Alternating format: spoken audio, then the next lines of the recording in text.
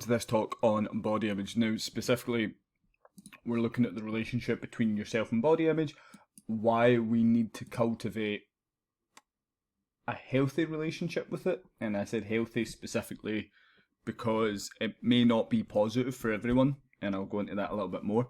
But body image, just before we get into it, it's kind of how we look at ourselves and the vision we have of ourselves in our mind. It's what we believe about ourselves. So, for example, a really basic one for people that struggle with fat loss or with body weight management is that they don't believe that they can change, and therefore they self-sabotage.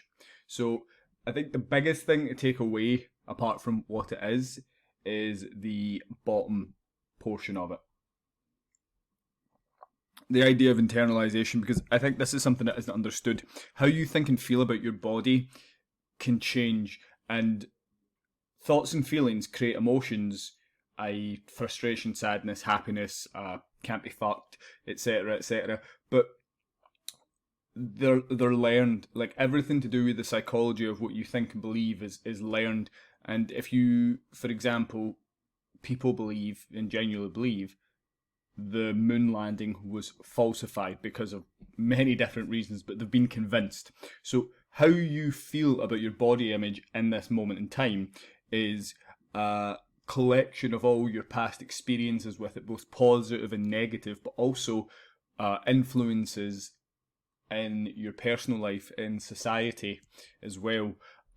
So yeah, just to go back to that real quick, we have to understand that what we think and feel about it can change, because our thoughts can change. It just depends on the kind of work we do to get there. So when we talk about good body image, what we really mean is you have this kind of like checklist of things that you do, think, and feel related to your body, and how you think and feel about that, and the outcomes that it has is how we derive if you have a good body image or something. So, for example, people can have wildly different views on their body, but as long as it is healthy for them and helps support their day-to-day life and good mental health, then we could say that's a good body image. We don't want to be looking at like good and bad in the same way that, you know, anti-diet crew is like, all diets are evil, and then idiots on the other side are like, you have to track calories to learn how to eat. It's not that simple. There's basic principles, and we want to take them and make them work for us. So positivity versus neutrality. Body positivity is kind of, you love your body, warts and all, and it's a good thing to have if you can. Me, for example, I fucking hate my nose, and I've always hated it as a kid, but I'm appreciative of the fact that I can breathe through it. You know, it's one of those ones where you can appreciate your body in certain aspects and then not in others, but the difference between it is having a positive or neutral stance. You never really have a negative stance, because there's always something we can find. And we have to remember as well, when we say these things and these affirmations, which we'll go on to in a moment, and they feel false, we have to understand that when your previous experiences about body image have been largely negative, then yes, of course, saying something positive or neutral is going to feel strange, because it's kind of like tasting a new food. It's like, it'll be weird on your tongue, because you haven't experienced it before. So we have to understand that when we go into using affirmations, when we go into trying to change that narrative that we're telling ourselves, it comes from a position of, okay, we know this works, we've got to trust the process, but it feels fucking weird. It's like learning a new exercise. It's like, oh, I haven't moved my body in this way, so this is new. And I can't say this right. Poirier, I'm not sure, but if you look up Anne Poirier, that's kind of where a lot of body neutrality started, was with their work. So yeah, I would advise you guys have a little look up of them.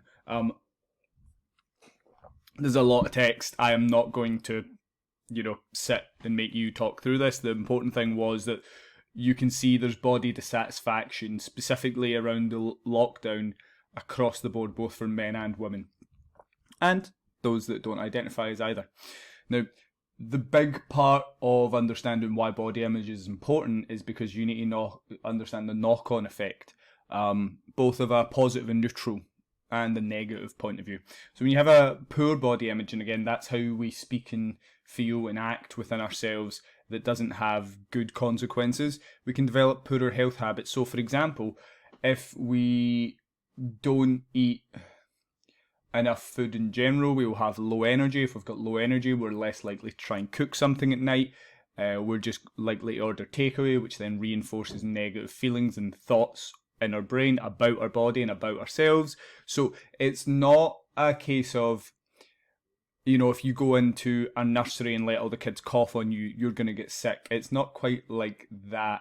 It's not as simple. It's more, if you do these patterns of behaviour long enough, they get worse and worse and develop into further issues. And there's also a correlation with disordered eating, eating disorders, depression and anxiety, although that's not like an exhaustive list. Neither it is. Again, it's not, oh, if you have a poor body image, you're going to get depressed. It's more, if you have a poor body image, you may be more susceptible to becoming depressed, but it's not a guaranteed thing, okay? However, when we look at kind of positive and neutral views, there are fewer symptoms of depression, there's better self-esteem, better self-compassion, and there's higher life satisfaction. So again, it's one of those things that it lifts other parts of your life up. And again, the neutral approach can help because, and I'm someone that's quite like this, I can be quite a negative person. If you cannot be arsed to try and pretend to be positive, you could at least approach things from a neutral perspective. And that is oftentimes a smaller task. Now, what's within your control up at this point, because there's been many things, like you can't control social media, you can't control society, you can't control other people. However, you can control how you speak to yourself and others and how you choose to act. And again, that's looking at, do we choose healthier outcomes despite the fact we don't feel great about it? Acting in a way of self-discipline, if you want to think about it like that. Now, the things that affect it, I just want to pop into this to go over it again. One second. I wanted to double check that we weren't missing anything. So yeah, the things that affect it. Again, this is really important because we have to understand that a lot of our thoughts and feelings aren't even of our own design. They're given to us by our upbringing, our environment, these things. So our parents and guardians, like food rules. I was really lucky. Mum and dad were always like, if you're full, don't finish your plate, which is really useful because now that I've found out I have ADHD and autism, my ability to sense my hunger signals is fucked. And if I had been forced to continue to eat, I would have developed a negative relationship with it because I feel forced to. I'm not choosing to. It all goes back to like those psychological components of autonomy, of self-reliance. These really important things get mixed up within something as seemingly simple as eating food. The world speaks about this a lot, about not complimenting children, specifically girls, on their looks, but on what they do. So, yeah, like basing compliments or admonishments or insults, I guess, really, on appearance, eating habits, or you eat too quickly. Like, we have to understand how these things are delivered. And it doesn't matter that, you know, the intent wasn't to shame someone. It matters how we approach things, what type of tone we use in our voice. These are super important. And then adults' own views on their body can influence ours growing up. For example, I remember my parents are really bad for this. They always comment if someone who has more body fat than, let's say, average, wears particularly tight clothing, and they kind of react, like they go, oh my God, you can see their belly. And we've spoken about this, my parents and I. And again, they don't really mean any insult, although I don't know how you couldn't. They're more just reacting, but then they don't know where that comes from. And I asked my mum, she was like, I'm not sure. I don't think it's right, I think is what she said. I'm not 100% sure.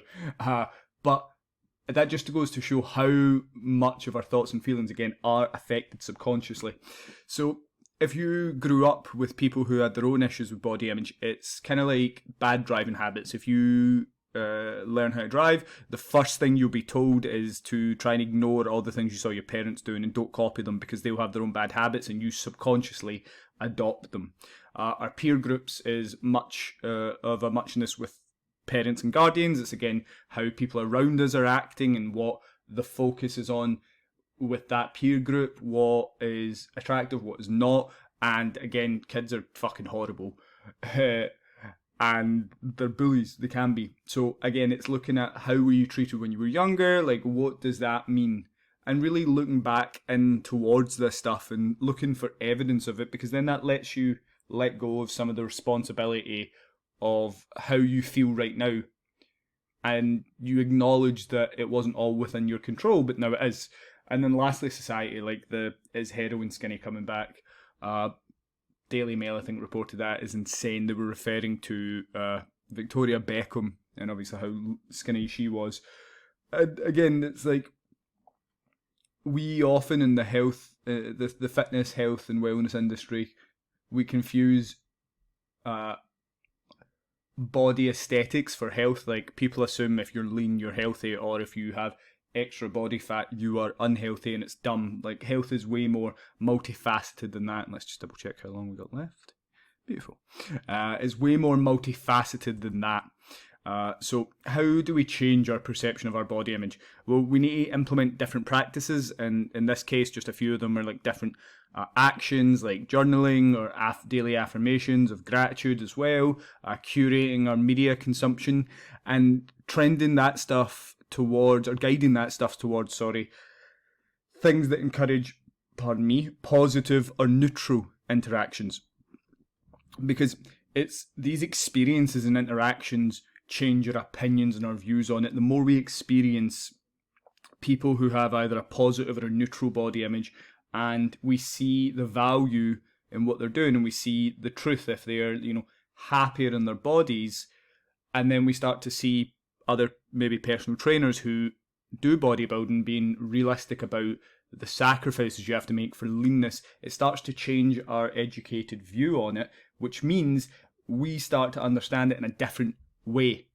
So I think a real big one is a good example is I shouldn't eat as much because I'm too fat leads to lower energy. But by allowing yourself to eat more and to be aware of how that food affects us, we can change what we do with that food, and then we can start to be more energized, whether that's on more or less calories. But when we start to see the positive aspect of having more energy, even if you were still trying to diet, 9 times out of 10 when people have been dieting chronically and you're bringing their calories up a little bit, they start to lose body fat. That's not because something to do with their metabolism or some crazy voodoo or like nutrition magic. It's because the person's now actually engaging with the right amount of calories. They're probably not overeating and they're probably more active.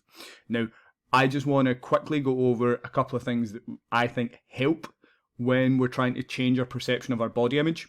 We want to do journaling or daily affirmations, which they work to change our thought patterns outside of stressful situations. We have to recognise and confront these negative thoughts. You want to think of it like a deposit account. You're depositing money into a savings account. You're moving it from depositing negative thoughts to positive or neutral ones.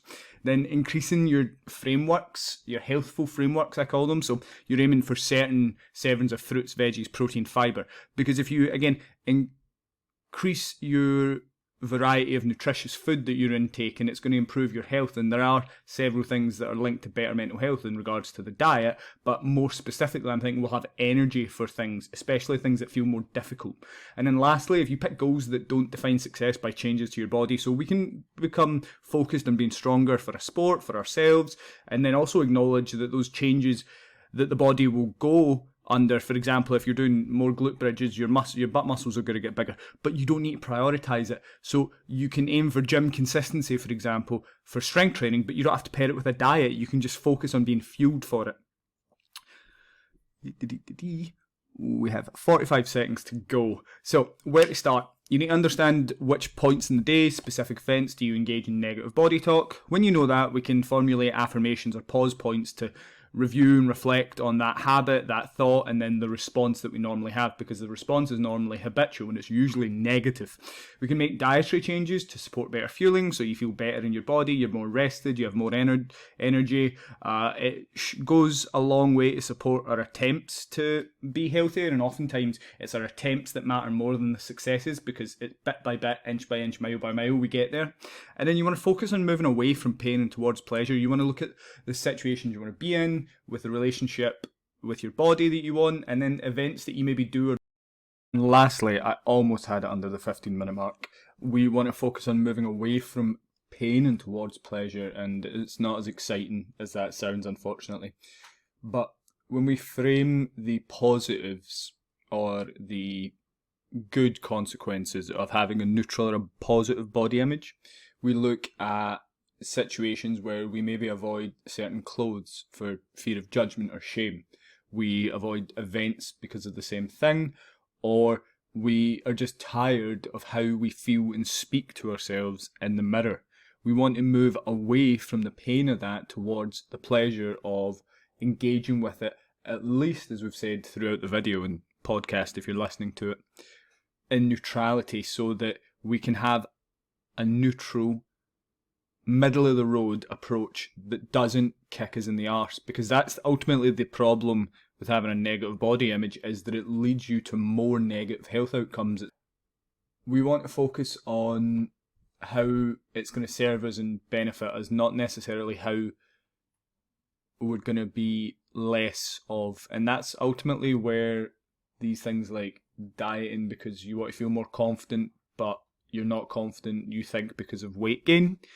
This is where these negative outcomes lead us, because when you go into something with a goal that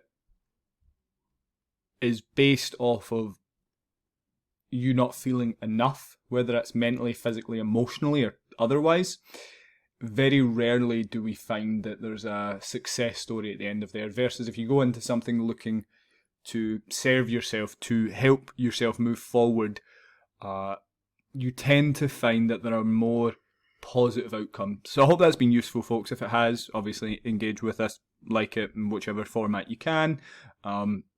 Please let me know what you thought in the comments, if there's a comment section wherever you're listening to this, or just give me a message. But otherwise, take care. Thank you very much for listening.